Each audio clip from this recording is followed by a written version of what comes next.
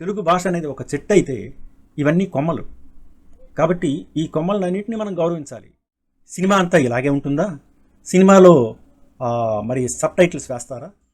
ఈ తెలుగు భాష అనే మహానది, ఈ మహానదిలోకి అనేక పదాలు వచ్చి చేరాయి.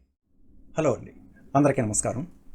ఈరోజు ఈ వీడియోలో నేను చాలా రోజుల నుంచి మన భాష యాసల గురించి మాట్లాడాలనుకుంటున్నాను.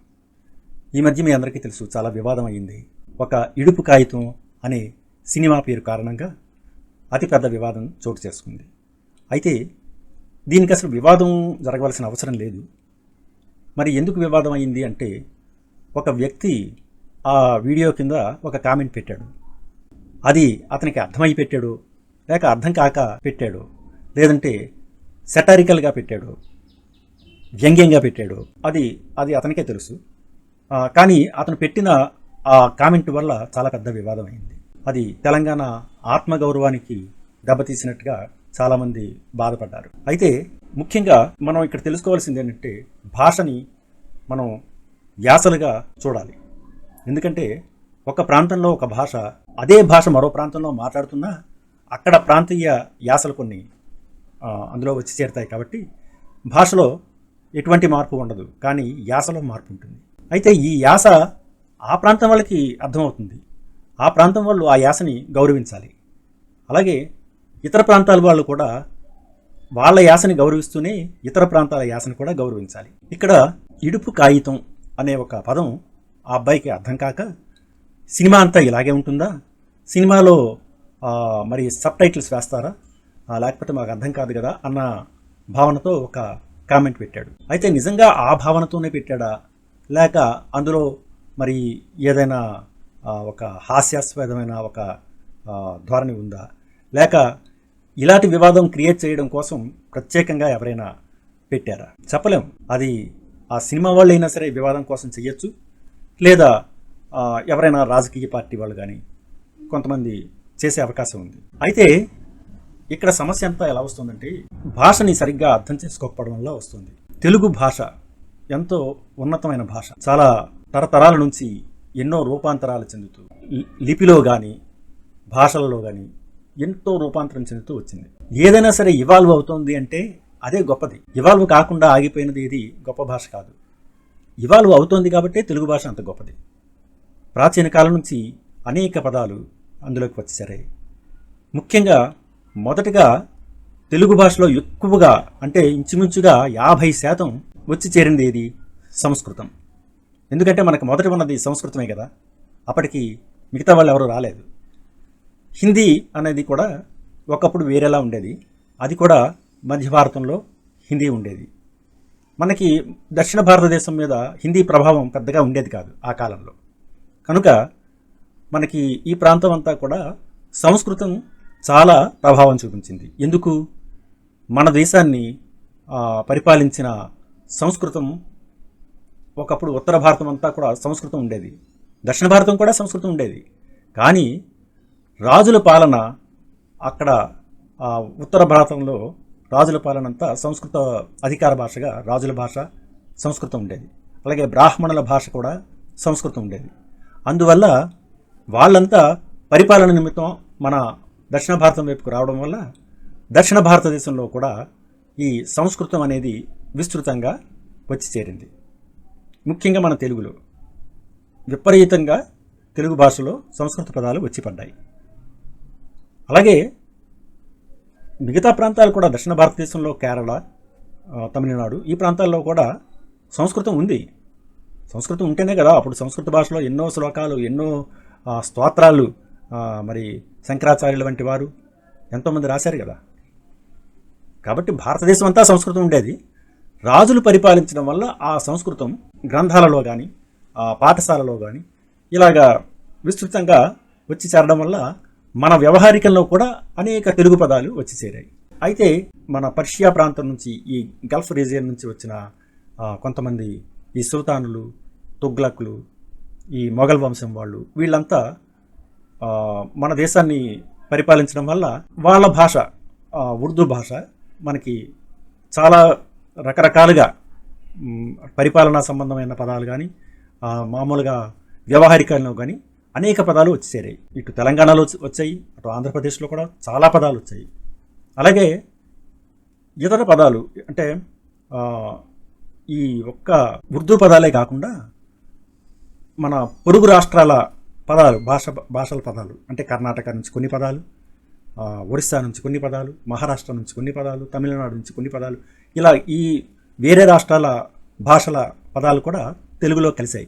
జీవనదిలాగా ఇప్పుడు ఒక నదిలోని ఎన్నో ఉపనదులు వచ్చి చేరుతాయి కదా, అలాగా ఈ తెలుగు భాష అనే మహానది, ఈ మహానదిలోకి అనేక పదాలు వచ్చి చేరాయి. వీటితో పాటు యాసలు, అనేక యాసలు మన తెలుగులో ఉన్నాయి. దానికి కారణం ఏమిటంటే రీజియన్స్ని బట్టి వ్యవహారిక పదాలు మారుతుంటాయి, స్లాంగ్ అంటే యాస మారుతుంటుంది. యాస మారుతూ ఉంటే సహజంగా మనకి అదేదో వింతగా అంటే భాష వేరే అయిపోయినట్టు అనిపిస్తుంది. కానీ తెలుగు భాషలోనే అనేక యాసలు ఉన్నాయి. కోనసీమలో ఒక యాస ఉంటుంది, ఉత్తరాంధ్రలో ఒక యాస ఉంటుంది, తెలంగాణలో ఒక యాస ఉంటుంది, రాయలసీమ, నెల్లూరు, ఇలాగా అన్ని ప్రాంతాల్లో రకరకాల యాసలు ఉంటాయి. మనం ఈ యాసలను కూడా మన తెలుగు భాషలోని ఇప్పుడు తెలుగు భాష అనేది ఒక చెట్టు అయితే ఇవన్నీ కొమ్మలు. కాబట్టి ఈ కొమ్మలన్నింటినీ మనం గౌరవించాలి, కొమ్మలను నరుక్కుంటూ పోకూడదు. అలాగా ఈ తెలంగాణ భాష కూడా, తెలంగాణ యాస, భాష కాదు, తెలంగాణ యాస, తెలంగాణ ప్రాంతం వాళ్ళు మాట్లాడుకునే యాస. ఈ యాసలో కూడా ఖమ్మంలో ఒక రకంగా ఉంటే మిగతా ప్రాంతాల్లో ఒకలా ఉంటుంది. అయితే తెలంగాణలో ఉండే పదాలు కొన్ని ఉత్తరాంధ్రలో మాట్లాడరు, ఉత్తరాంధ్రలో వాడే పదాలు తెలంగాణలో మాట్లాడరు. కోనసీమలో మరొకలా ఉంటుంది, గుంటూరు, నెల్లూరు ఇదంతా వేరేలా ఉంటాయి. కొన్ని అలా పదాలు మారుతూ ఉంటాయి. అంత మాత్రం చేత అది మన తెలుగు భాష కాదు అని మనం వ్యాఖ్యానించకూడదు. ఇకపోతే ఈ ఇడుపు కాగితం అనేది ఎందుకు వచ్చింది? ఇడుపు అంటే ఏంటి? విడుపు. మనం పట్టు విడుపు అంటాం కదా, అలాగే విడుపు. ఈ విడుపుని జనరల్గా ఏంటంటే చాలామంది వాని యాగా పలుకుతారు. అది చాలామంది ఓన్లీ ఈ ఇడుపుకే కాదు, ఇడుపుకే కాదు. వెళ్ళు అనే పదానికి ఎల్లు అంటారు, ఎల్రా, అరే ఎల్రా అంటారు. ఎల్లరా ఏంటి? వెళ్ళరా కదా, కానీ ఎల్లరా అంటారు. చాలామంది అంటారు, చదువుకున్న వాళ్ళు కూడా అంటారు. ఇది సహజం. అలాగా చాలామంది వాని యాగా పలుకుతారు. అలా వచ్చింది ఈ ఇడుపు. కాగితాన్ని కాగితం అంటారు. చాలామంది కాగితాలు ఉన్నారా అంటారు. కాగితాలు ఉన్నాయా ఏంటి? కాగితాలు కదా అంటే కరెక్టే, కాగితాలు అనేది పుస్తకంలో రాస్తాం, కానీ కాగితాలు అనేది వ్యవహారికం. ఇలాగా వ్యవహారిక భాషలో అనేక పదాలు అనేక రూపాంతరం చెందుతుంటాయి, చిన్న చిన్న మార్పులు చెందుతుంటాయి. వచ్చారు, వచ్చినారు, వచ్చిండ్రు, వచ్చేశారు, ఇలాగా రకరకాలుగా ఉంటుంది. మరి వచ్చారు ఏమిటి? చారు. వచ్చిండ్రు ఏంటి అంటే వచ్చి ఉండిరి, వచ్చిండ్రి. వచ్చినారు, వచ్చారు. అంటే వాటిని కొంచెం షార్ట్ కట్ చేసి వ్యవహారికంలోకి వచ్చేట్ల పదాలు కొంచెం స్పీడ్గా మాట్లాడడం కోసం సర్దుబాటు జరుగుతాయి. అందువల్ల ఈ చిన్న చిన్న మార్పులు జరుగుతాయి. అది పెద్ద దోషమేమి కాదు. మనం రాసేటప్పుడు స్పష్టమైన తెలుగుని రాయొచ్చు. అలాగే ఉపన్యాసాలు ఇచ్చేటప్పుడు, ఏదైనా ఇలాగ ప్రవచనాలు చెప్పేటప్పుడు స్పష్టమైన తెలుగు మాట్లాడవలసి ఉంటుంది. కానీ వ్యవహారికంలో రోజు మాట్లాడే భాషని మనం స్పష్టంగా ఉచ్చరించవలసిన అవసరం ఉండదు. ఇక సినిమా పేర్లు విషయానికి వస్తే, ఇప్పుడు ప్రస్తుతం అయితే వ్యవహారిక భాషనే ఎక్కువ సినిమాల్లో కూడా పెడుతున్నారు. పూర్వం అయితే సినిమాల్లో కూడా పుస్తక భాష కొంత ఉండేది, ఇప్పుడు అది లేదు, వ్యవహారికమే మాట్లాడుతున్నారు. కాబట్టి వ్యవహారిక భాషని సినిమాల్లో సంభాషణ కింద వాడుతున్నప్పుడు ఈ పేర్లు కూడా సహజంగానే సినిమా పేర్లు కూడా వ్యవహారిక భాషలో పెట్టడం జరుగుతుంది. ఈ ఇడుపు కాగితం అంటే విడిపోవడానికి సంబంధించిన కాగితాలు. అసలు ఇది విడుపు కాగితం అంటే విడాకులు, మనం ఆంధ్ర సైడ్ విడాకులు అంటాం. ఈ విడాకులు అనే పదం ఎలా వచ్చింది? విడిపోవడానికి సంబంధించిన ఆకులేమిటి అంటే, ఒకప్పుడు మన పూర్వీకులు ఆకుల మీద రాసేవారు. తాళపత్రాలు అంటాం కదా, ఈ తాళపత్రాల మీద రాసేవారు. ఎటువంటి రాతపోతలు కూడా అన్నీ కూడా తాళపత్రాల మీద రాసేవారు. పత్రము అంటే ఏంటి? ఆకు కదా, తాళపత్రము. పత్రముని మనం పేపర్లు అని కూడా సంబోధించవచ్చు. కాబట్టి విడి ఆకులు అంటే విడి పేపర్లు, విడిపోవడానికి సంబంధించిన పేపర్లు, విడిపోవడానికి సంబంధించిన కాగితాలు, విడిపోవడానికి సంబంధించిన పత్రాలు, విడిపోవడానికి సంబంధించిన ఆకులు, విడి ఆకులు. ఆంధ్ర సైడ్ విడాకులు అంటారు, ఇక్కడ విడుపు కాగితాలు అంటారు. అంటే ఇడుపు కాగితాలు. ఇలాగొచ్చింది ఆ భాష. అసలు ఈ విడాకులు అనే ప్రాసెస్ మన సంస్కృతిది కాదు. అక్కడే వచ్చింది అసలు చిక్కంతా. ఇది ఆంగ్లేయులు కొన్ని చట్టాల ద్వారా ఈ విడిపోవడానికి సంబంధించిన డాక్యుమెంట్స్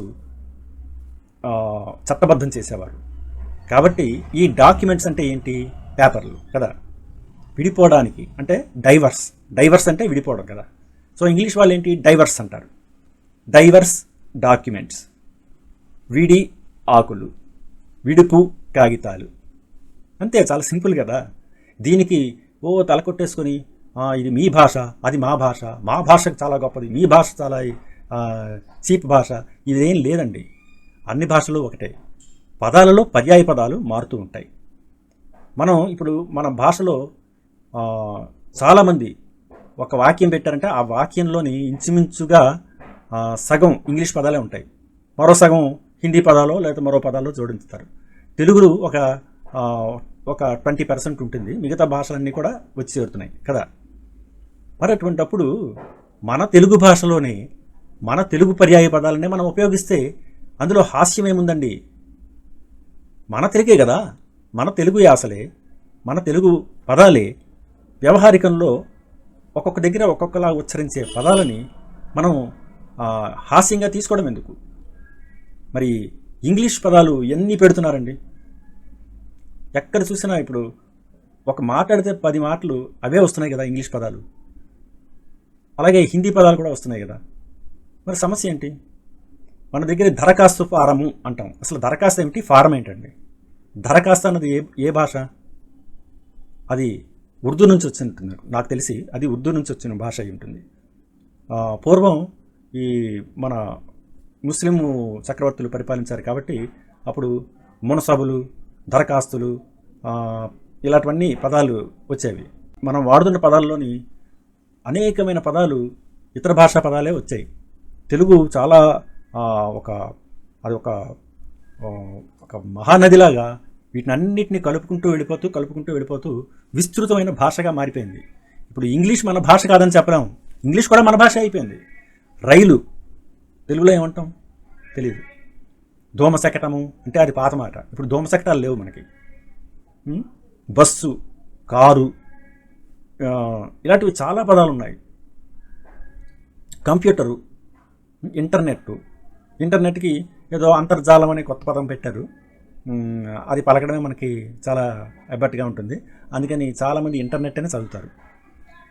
ఇలాగా మనం మాట్లాడుతున్నది ప్రతి మాటలో కూడా ఇప్పుడు ఇంగ్లీషు, సాంకేతిక పదాలు, సైన్స్ పదాలు, తర్వాత ఇలాగా సామాన్య శాస్త్రానికి సంబంధించినవి, ఖగోళ శాస్త్రానికి సంబంధించినవి, సాంకేతికం అంటే ఇప్పుడు టెక్నాలజీకి సంబంధించినవి అనేక పదాలు మనకి ఇప్పుడు తెలుగులోనే మనం మాట్లాడుకుంటున్నాం.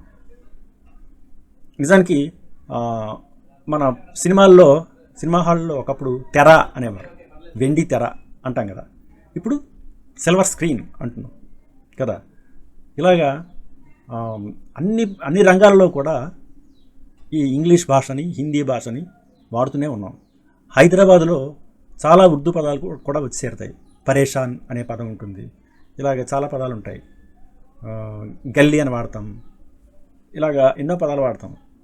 ఇవన్నీ మనం కలిపేసుకుంటున్నాం, వేరే భాషల్ని మనలో కలిపేసుకుంటున్నాం అన్నమాట. చాలా గొప్ప విషయం అది. ఇందుకు మనం గర్వించాలి. మన భాషని విస్తృతం చేస్తున్నాం. అయితే ఈ విస్తృతం చేసే ప్రక్రియలో, ఈ ప్రయాణంలో మన అసలు భాషని మనం విస్మరించకూడదు, దానిని వ్యంగ్యంగా చూడకూడదు. మన అసలు భాష చాలా గొప్పది. కాబట్టి ఆ అసలు భాషని గౌరవిస్తూనే, మన వ్యవహారిక భాషను కూడా గౌరవిస్తూనే ఈ వచ్చి చేరుతున్న పదాలను కూడా మనం ఉపయోగించుకోవచ్చు. కనుక అనవసరమైన ప్రాంతాల మధ్య ఈ యాస సంబంధమైన చర్చలు కానీ, ఈ యాసకి సంబంధించిన విమర్శలు కానీ, వ్యంగ్యంగా మాట్లాడుకోవడం కానీ, ఇటువంటివి మంచి వాతావరణం కాదు, మంచి పద్ధతి కాదు. అందరినీ కలుపుకుంటూ పోయేది మన తెలుగు భాష. ఏ ప్రాంతంలోనైనా మనం హాయిగా చక్కగా ఆ ప్రాంతపు భాషని మనం అర్థం చేసుకుంటూ వీలైతే ఆ యాసని పట్టుకోగలిగితే అంతకన్నా గొప్పది లేదు. చాలామంది ఒక ప్రాంతం నుంచి ఇంకో ప్రాంతంకి వెళ్ళినా కూడా తన చిన్నప్పటి నుంచి మాతృభాషలాగా ఆ యాసను కూడా ఆకలింపు చేసుకోవడం వల్ల మరో ప్రాంతంలోకి వెళ్ళి కూడా ఆ యాసలు మాట్లాడలేకుండా ఉన్నవాళ్ళు కూడా చాలామంది ఉన్నారు. నాతో సహా ఎంతోమంది ఉంటారు. యాసలు అంత తొందరగా పట్టుకోలేరు. కొంతమంది చాలా సులభంగా పట్టుకుంటారు. అది ఒక యాసను ఒకళ్ళు పట్టుకోవడం అన్నది ఒక ఆర్ట్. దాన్ని మనం మెచ్చుకోవాలి. అలాగే అనేక యాసలు ఉన్నాయి కాబట్టి ఆ యాసలను కూడా మనం మన భాషగా గుర్తించి గౌరవించాలి. ఈ వీడియో మీకు నచ్చినట్లయితే లైక్ చేయండి, షేర్ చేయండి. ధన్యవాదాలు.